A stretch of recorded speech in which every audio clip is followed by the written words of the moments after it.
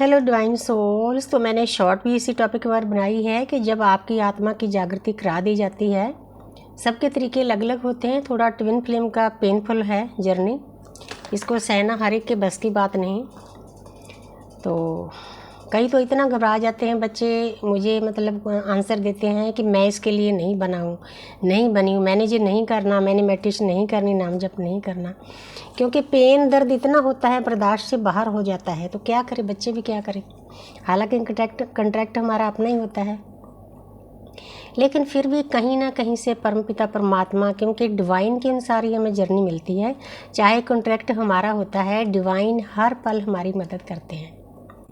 पिता ब्रह्मांड हमारे पिता हैं, सूर्यदेव हमारे पिता हैं, हमारी आत्मा भी है, और जो माता प्रकृति है, धरती है, वो हमारी माँ है।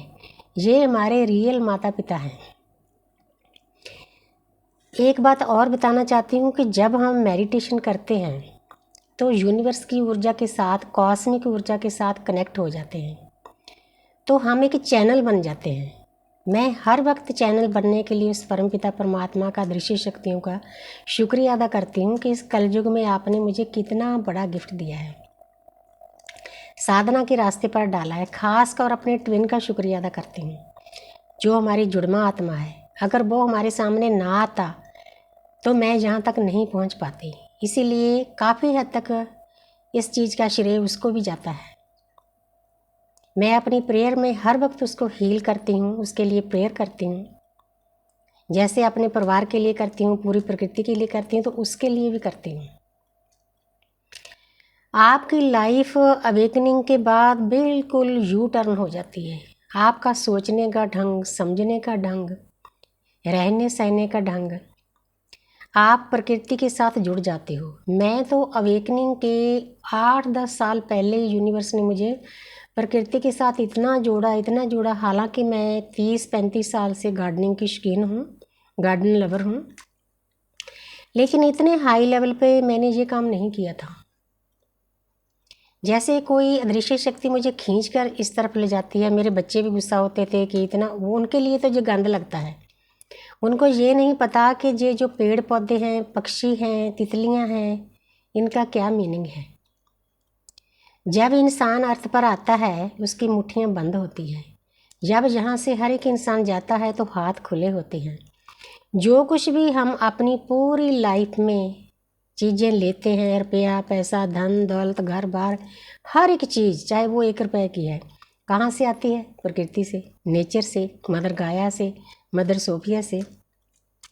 तो आप सोचकर देखो कि हम इतने बेईमान हो गए हैं कि हमारी माँ जन्म से लेकर मौत तक हमें इतना कुछ देती है, हम उसके लिए कुछ नहीं करते। अब एक घर घर की कहानी हो चुकी है कि माँ बाप का बहुत निरादर करते हैं बच्चे। हालांकि कुछ हद तक कार्मिक अकाउंट भी होते हैं, हमने पास्ट लाइफ में उनके साथ कोई बुरा किया होता है, उनकी आत्मा में रिकॉर्डिंग होती है। लेकिन कुछ हद तक एक फैशन सा हो गया है कि जो लड़की के माँ बाप हैं उनकी रिस्पेक्ट ज़्यादा होती है, जो लड़कों के माँ बाप हैं उनकी रिस्पेक्ट बहुत कम होती है। इतना मतलब उनके माँ बाप का निरादर किया जाता है, इवन कईयों को तो घर से भी निकाल दिया जाता है। ये बहुत बड़ा पाप है। हम इस अर्थ पर, हम प्रकृति की सेवा करने आए हैं। हर एक सोल, अकेले ट्विन फ्लेम नहीं, जितने भी सोल जिस अर्थ पर आई हुई है, जितने भी इंसान हैं, गरीब हैं, अमीर हैं, बड़े हैं, छोटे हैं, हर एक की सोल का परमपिता परमात्मा के नुमाइंदों के साथ एक कॉन्ट्रैक्ट होता है कि मैं अर्थ पर जाऊंगा, अपने इस परिवार के साथ कार्मिक अकाउंट खाली करूंगा और मैं प्रकृति की सेवा करूंगा। जब बच्चा पेट में होता है, गर्भ में होना कोई आसान बात नहीं। वो किसी दिन और बताऊंगी कि गर्भ में छोटे बच्चों को किन किन मुश्किलों का सामना करना पड़ता है। एक अंधेरे कमरे में वो बंद होता है। जो माँ के पेट में पानी होता है, उसकी ऊर्जा बहुत गर्म होती है, उसको सहना पड़ता है, अग्नि सहनी पड़ती है। ये टॉपिक अलग बताऊंगी किसी दिन। तो आप सोचकर देखो कि जन्म से लेके मौत तक माँ हमें इतना कुछ देती है, इतना कुछ देती है, मदर नेचर, हम उसके लिए कुछ भी नहीं करते। खाया पिया चले गए। मेरा परिवार, मेरा बच्चा, मेरी शादी, मेरा घर, मेरी कार, मेरा पैसा, मेरे गहने, सोच कर देखो इंसान कितना मतलब इन चीज़ों में मैट्रिक्स में डूब चुका है, वो भूल चुका है कि क्या करने आया है अर्थ पर।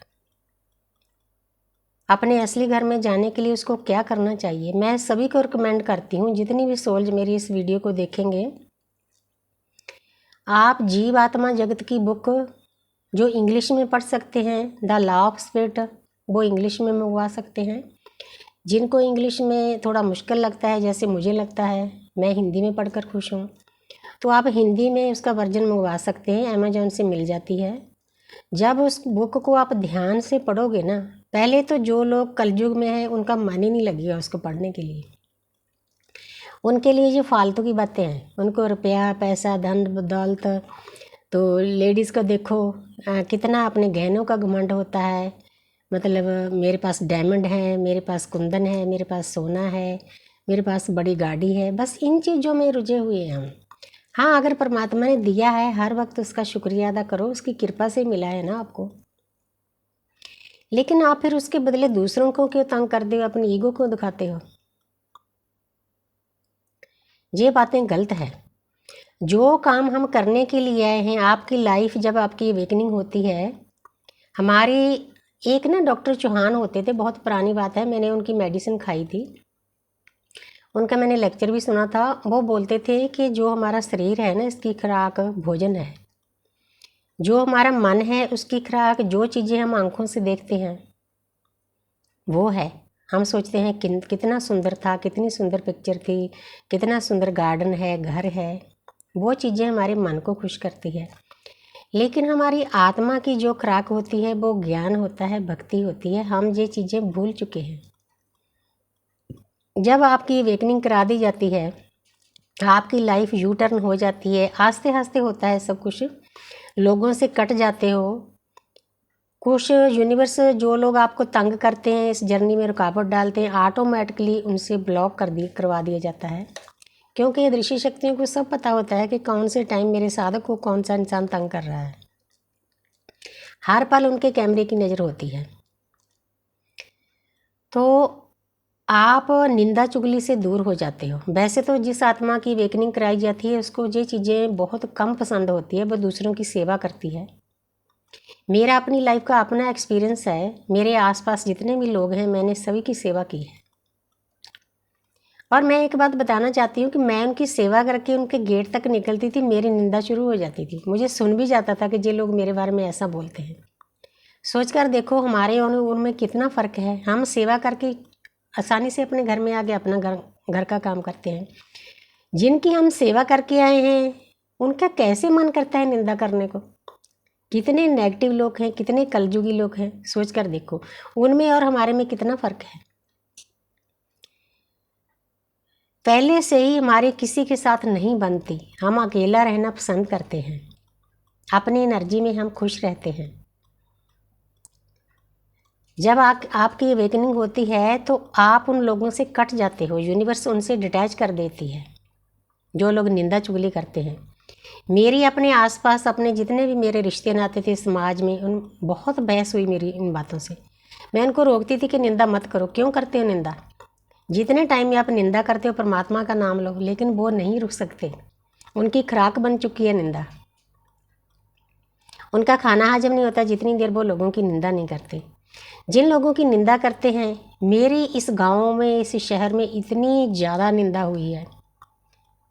पहले मुझे गुस्सा आता था, लेकिन अब मुझे उन पर तरस आता है कि ये लोग कितने पागल हैं। जो मेरे कर्म हैं, पास्ट लाइफ के कर्मा हैं, निंदा करके अपने ऊपर ले रहे हैं, मुझे खाली कर रहे हैं। कितना बड़ा काम कर रहे हैं, मुझे हल्का कर रहे हैं अपने घर में जाने के लिए। उनकी भी एक ड्यूटी होती है, उनका हमारे साथ कॉन्ट्रैक्ट होता है। हमारे आसपास जितनी भी सोल्स होती है, चाहे हमारी कुल है, परिवार है, हमारे बच्चे हैं, कि हम अर्थ पे जाकर आपको ऐसे ट्रिगर करेंगे, आपकी निंदा करेंगे, आपको हल्का करेंगे। इनडायरेक्टली उनकी सोल की भी यही चाहत होती है कि मैं आगे बढ़ूं। सोच कर देखो कितना प्यारा सिस्टम है परमात्मा का। जो लोग आपकी निंदा करते हैं आपके लिए बहुत बड़ा काम करते हैं। आप उनको आशीर्वाद दिया करो, उनसे माफ़ी मांगा करो, शुक्रिया अदा किया करो। और एक बात और बताना चाहती हूँ कि जब आपकी आत्मा की जागृति होती है, आपकी लाइफ यू टर्न होती है, तो आप कीड़ी से लेकर हाथी से प्यार करने लग जाते हो। मेरा अपना एक्सपीरियंस है, पहले जब मैं नहाने जाती थी बाथरूम में, कीड़ियाँ तो होती हैं सबके, किसी के ज़्यादा किसी के कम, तो मैं कभी उन कीड़ियों पर ध्यान नहीं देती थी। पानी फेंका, आधी मर गई आधी जिंदा चलेगी, कोई फर्क नहीं पड़ता आपको। लेकिन जब आपकी आत्मा की जागृति होती है, आपको समझ में आता है कि इस कीड़ी में आपके बराबर की आत्मा है, तो अब मैं क्या करती हूँ, अब मैं पानी गिराने से पहले देखती हूँ कोई आसपास कोई आत्मा तो नहीं है। उनके साथ बातें करती हूँ, उनको कॉटन से उठाकर दूर एक तरफ रखती हूँ कि जाओ अपनी ज़िंदगी जी लो, मेरे ऊपर पाप मत चढ़ाओ। बहुत बार मेरे साथ ऐसा हुआ है। कई बार घर में कोई जानवर निकल आते हैं, मेरी कोशिश होती है कि मैं डस्टबिन में डालकर उनको बाहर फेंक कर आऊँ। बारिश में गंडोए निकलते हैं, उनका भी निकलने का बाहर एक कारण होता है, लेकिन कई लोग उनको मार देते हैं, लेकिन मैं नहीं मारती। मुझे चाहे आधा घंटा लग जाए, मैं उनको इकट्ठे करके डस्ट पैन में डालकर मिट्टी में छोड़ती हूँ कि अपने असली घर में जाओ। इतना फ़र्क पड़ जाता है। सोचकर देखो कि जो लोग आपके आसपास आपको तंग करते हैं, जलील करते हैं, ट्रिगर करते हैं, और आप एक कीड़ी और गंडोए तक का फिक्र करते हो, यही फ़र्क है एक ज्ञानी और अज्ञानी इंसान में। एक की आत्मा सोई हुई या दूसरे की जागृत हुई है। आप किसी का दुख दर्द देख नहीं सकते। आप अंदर से इतना नर्चरिंग, केयरिंग, लविंग हो जाते हो, देख तो पहले भी नहीं सकते, लेकिन अब वो हद बहुत ज़्यादा बढ़ जाती है। आपका हार्ट चक्र ओपन हो जाता है जब आपका ट्विन, आपकी जुड़वा आत्मा आपके सामने आती है। आपको दूसरे का दर्द अपने जितना लगता है। अब मेरी किसी के साथ बातचीत होती है, आज की बात बताती हूँ। जब सुबह मैं चाय पीने गई तो मेरे किचन में कोई ना कोई छोटा सा डड्डू आ जाता है। गर्मी में आते हैं, पता नहीं कहाँ से अंदर बढ़ते हैं, थोड़ा उनको जगह मिल जाती है गेट में से। आज बैठा था तो मैंने उसको आत्मा कहकर ही बुलाया डड्डू को कि आ गए आप, क्या करते हो यहाँ पर। उसने अच्छे से मेरी बात सुनी। पेड़ पौधे पक्षी जानवर आपकी बातें सुनने लग जाते हैं क्योंकि उनकी आत्मा प्योर होती है। सोचकर देखो कितना बड़ा चेंज आता है आपकी लाइफ में आत्मा की जागृति के बाद। प्रकृति में जो भी चीज़ें हैं, जितनी भी आत्माएं, उनका कोई भी स्वरूप हो, आप उनके साथ जुड़ जाते हो। इतनी हद तक आप काइंड हो जाते हो। मतलब हमारी जो रेखी मास्टर हैं, गुरु हैं माँ सावित्री जी, वो बताते हैं कि हमने किसी बर्तन को भी नहीं फेंकना, किसी पत्थर को भी नहीं फेंकना। कई बार हम पटक देते हैं गुस्से में आकर। हम भी कभी वो थे, हम उन चीज़ों से गुजरकर ही 84 जून के बाद आए हैं, इंसान बने हैं। जितना दर्द हमें होता है उतना दर्द उनको भी होता है, क्योंकि वो भी एक वाइब्रेशन है। पूरा ब्रह्मांड एक वाइब्रेशन है। हमने वननेस में जाना होता है। गरीब अमीर, पेड़ पौधा पक्षी कीड़ी से हाथी तक हम सब एक हैं। हर एक में परमात्मा की ऊर्जा है, हर एक में आत्मा है। हमें कोई हक नहीं किसी की आत्मा को दुखाने का। किसने हक दिया आपको? हम तो सेवा करने के लिए आए हैं।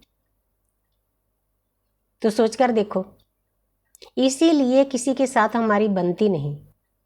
जो लोग दूसरों को ताना मेना देते हैं, निंदा करते हैं, ट्रिगर करते हैं, उनसे हम दूर रहना सीख जाते हैं, अपने आप में शांत रहना सीख जाते हैं। अब मुझे ऐसे लगता है, शिव कहते हैं कि स्वर्ग कहीं और नहीं है, स्वर्ग आपके अंदर है। अब कई बार स्वर्ग जैसी फीलिंग होने लग जाती है, और मैं परमात्मा का हर वक्त शुक्रिया अदा करती हूँ कि मुझे इतना कुछ दिया है, इतना कुछ दिया है, मेरी औकात से ज़्यादा दिया है। पहनने को, खाने को, रहने को, ठंडी हवाएं, कहाँ मिलता है सभी को ऐसा कुछ? नहीं होता लोगों के पास।